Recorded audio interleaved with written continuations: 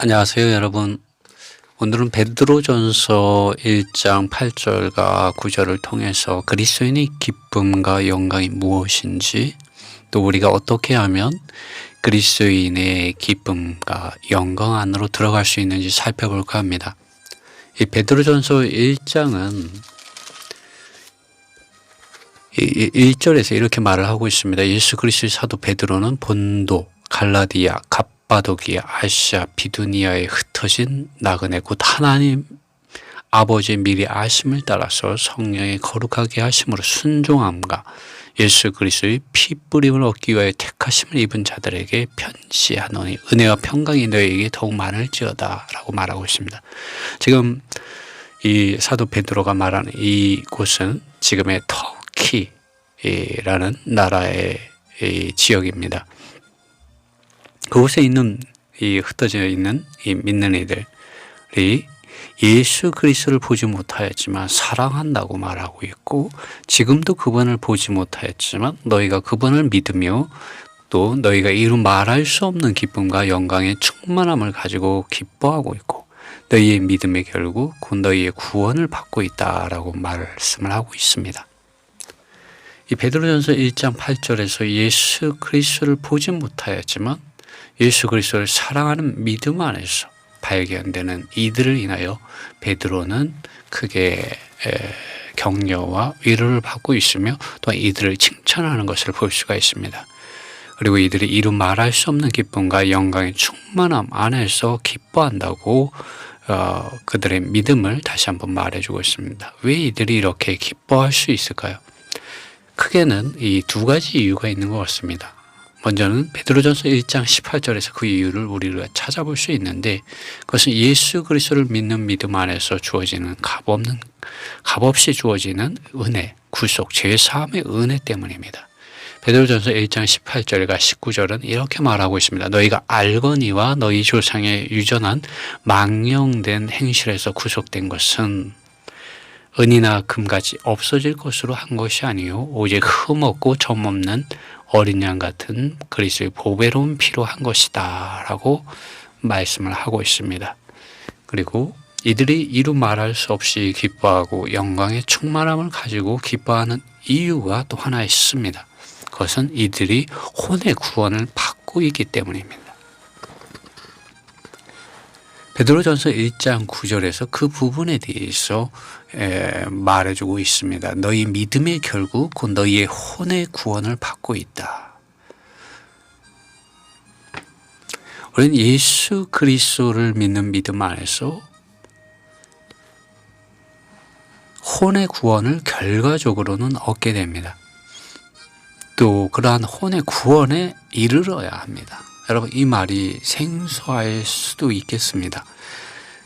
그러나 성경에 분명하게 이 혼에 대해서, 이 혼 생명에 대해서 분명히 성경은 말해주고 있습니다.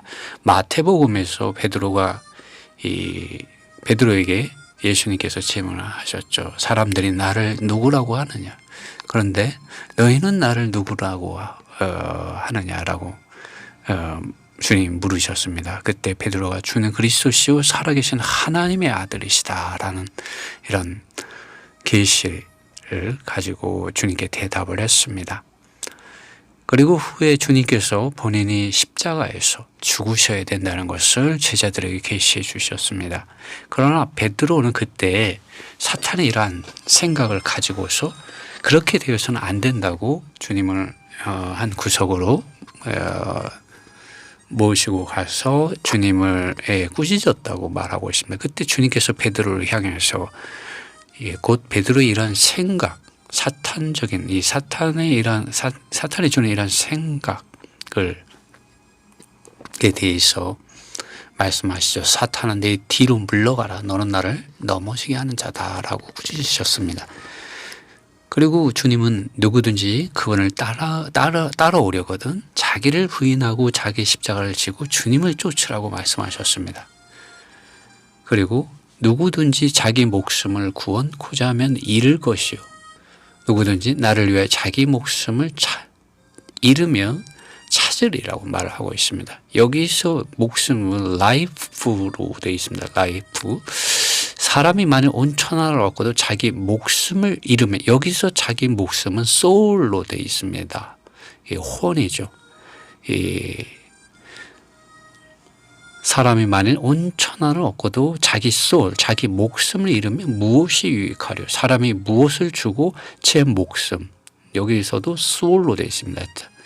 사람이 무엇을 주고 이 소울, 이 혼을 바꾸겠느냐 라고 주님 말씀하셨습니다. 여기서 자기 목숨은 영어로 소울이기 때문에 이것을 번역하게 되면 혼이 되는 것이죠. 곧 우리는 이 25절과 26절의 말씀을 통해서 이것이 혼 생명을 가리키는 것이라는 것을 우리는 분명하게 알 수 있고, 또 그렇게 번역하는 것이 정확한 번역이라고 말할 수 있습니다. 베드로전서 1장 9절에서 말하고 있는 이 혼의 구원은 사탄이 육체 안에 있는 죄의 본성을 통하여 사람의 혼, 곧 이 혼의 해당되는 부분들이 있는데, 거기에는 생각이라는 것이 있습니다. 베드로의 생각을 통해서 사탄에 대한 생각이 표현되었죠. 땅에 둔 생각, 육체에 둔 생각, 세상에 둔 생각, 이런 생각들이 사람에게 있습니다. 믿는 이에게.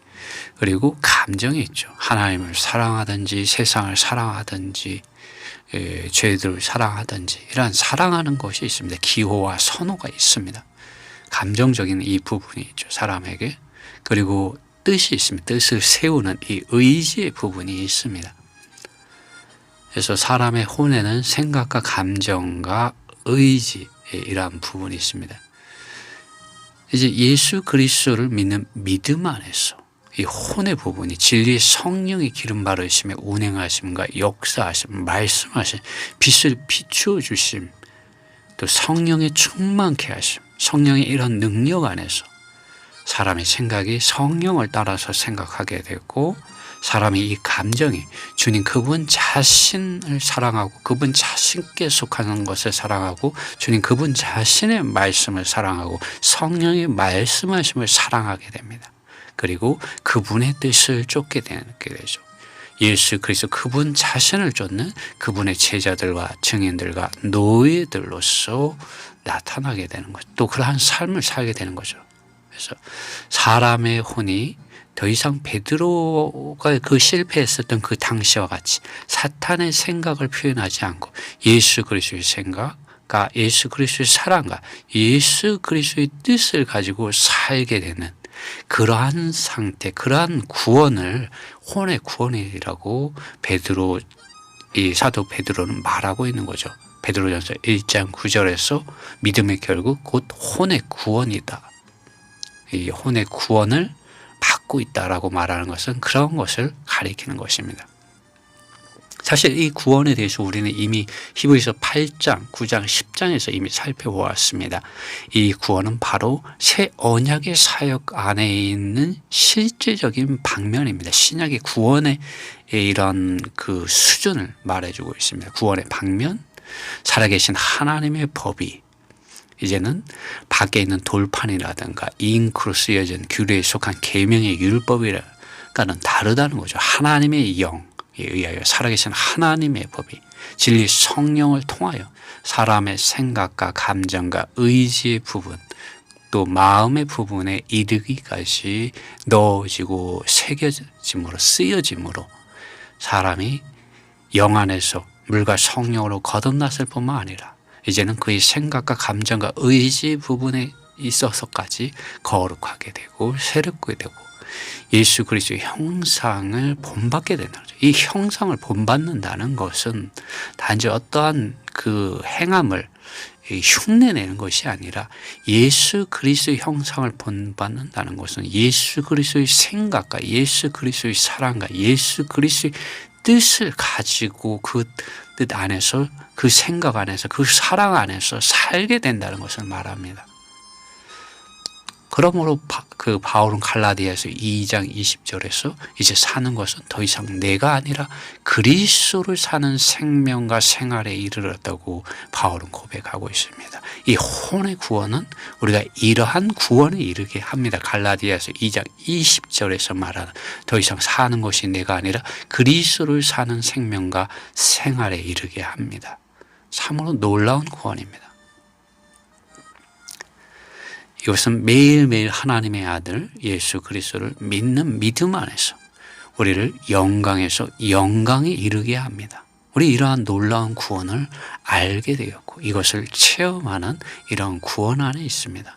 심지어 성경은 주님께서 다시 오실 때 우리 죽을 몸까지도 영광의 몸으로 주님께서 부활하시어 그 몸이 이 해와 같이 이 강체로 빛나게 된 것을 우리는 보게 되는데, 또 변화산에서도 그분이 이런 영광의 몸으로 변화되시지 않았습니까? 그와 마찬가지로 우리의 썩어질 이 몸도 주님께서 오실 때 영광의 몸으로 변화된다고 말씀해 주고 있습니다. 성경은. 그러므로 우리는 이 이루 말할 수 없는 기쁨과 영광의 충만함을 가지고 기뻐한다고 이 사도 베드로가 이 1장 이 8절과 9절에서 말하는 이 말씀을 이해할 수가 있는 것이죠. 우리가 이러한 구원에 실제 이르기 위하여 우리에게 필요한 것이 무엇이겠습니까? 그것은 오직 예수 그리스도 그분 자신을 믿는 믿음 안으로 들어가기 위하여 매일 성경 말씀을 읽고 묵상하고 기도하는 생활이 필요합니다. 여러분, 우리가 밥을 먹어야 배가 부르지 않습니까? 우리가 하늘에 속한 참된 이런 생명의 양식을 먹는 생활 안에 있어야 우리가 예수 그리스도 그분 자신 안에 있는 이러한 구원 안으로 들어갈 수가 있습니다. 우리가 매일 성경을 읽고 묵상하고 기도하는 이러한 생활을 가질 때 우리는 성령의 기름 바르심 안으로 들어가게 됩니다. 물론 성령은 사람의 영 안에 있죠. 그러나 이 성령께서 기름을 우리의 생각 안으로, 우리의 감정 안으로, 우리 의지 안으로 기름 바르시고 이 적셔주시고 말씀하시고 빛을 비춰주시고 깨닫게 해주시고 임재해 주셔야만 우리가 이루 말할 수 없는 기쁨의 실제와 영광의 충만함 안에서 우리가 그리스도인의 참된 기쁨 안에서 기뻐할 수가 있습니다. 그분 자신 안에서 거룩한 교통을 안에 이끌려지죠.